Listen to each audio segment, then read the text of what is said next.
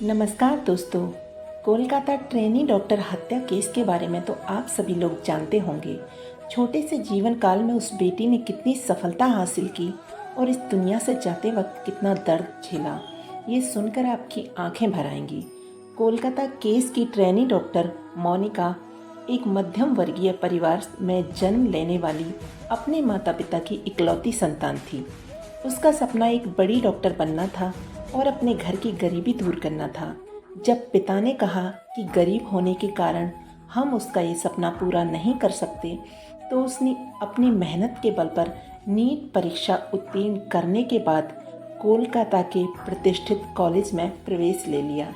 धीरे धीरे अपनी पढ़ाई पूरी करते हुए उसने चेस्ट मेडिसिन के क्षेत्र में गहन अध्ययन किया। पढ़ाई के साथ साथ 2024 में उसी कॉलेज में उसने ट्रेनी डॉक्टर के रूप में नौकरी शुरू कर दी। उसके माता पिता बहुत खुश थे, वह उसे अपना बेटा मानते थे और मोनिका भी अपने माता पिता को एक सुखी संपन्न जीवन देना चाहती थी। जब वह कॉलेज या ड्यूटी पर जाती तो अक्सर कानों में कुछ गलत सुनने को मिलता। उसके सीनियर डॉक्टर भी कभी कभी इस विषय पर फुसफुसाते थे, लेकिन उसने खुद को इन सब चीज़ से हमेशा अलग रखा। परंतु अगर किसी छात्र के साथ अन्याय होता या किसी मरीज से ज़्यादा पैसे वसूले जाते तो वह कभी कभी आवाज़ उठाती थी। उसके प्राचार्य कभी कभी इस बात को लेकर उसके ऊपर चिल्लाते थे, परंतु सीनियर और प्राचार्य होने के कारण वह ज़्यादा कुछ नहीं बोल पाती थी। लेकिन जब अस्पताल में दवाइयों की कालाबाजारी की सूचना सामने आई तो वह खुद को रोक नहीं पाई।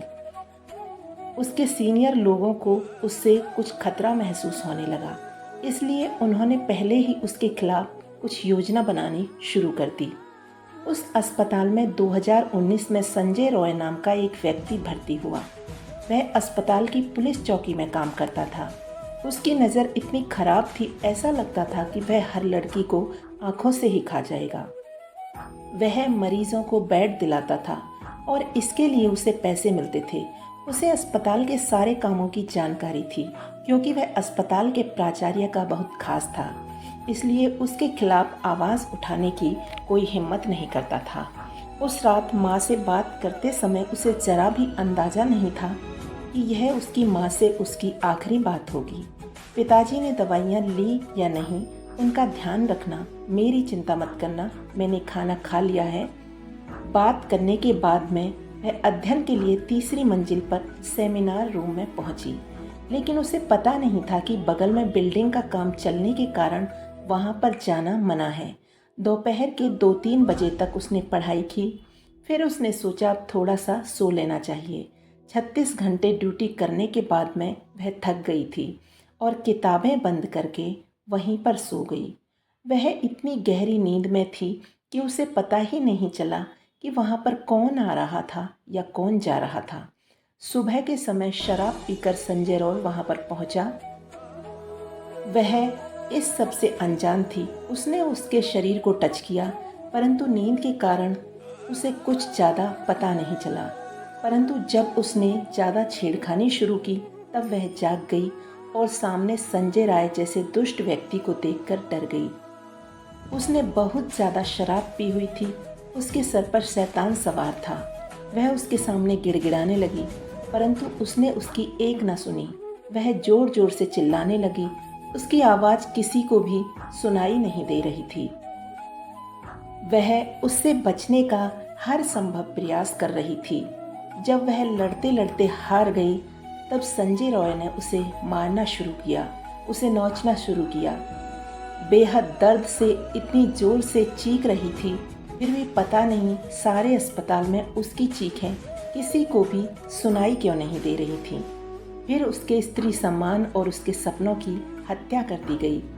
चीखते चीखते उसका शरीर ठंडा पड़ गया। उसे पता नहीं चल रहा था कौन कौन उसका शोषण कर रहा है, और फिर उसकी जान चली गई और उसके शरीर पर शोषण के निशान रह गए। उसका चश्मा टूट गया। उसके छोटे छोटे कांच के टुकड़े उसकी खून से सनी हुई आंखों में घुस गए।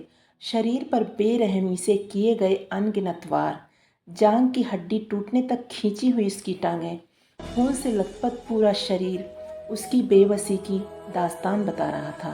परंतु अस्पताल से जब उसके माता पिता के पास फ़ोन किया तो उन्हें बताया गया कि उनकी बेटी ने आत्महत्या कर ली है।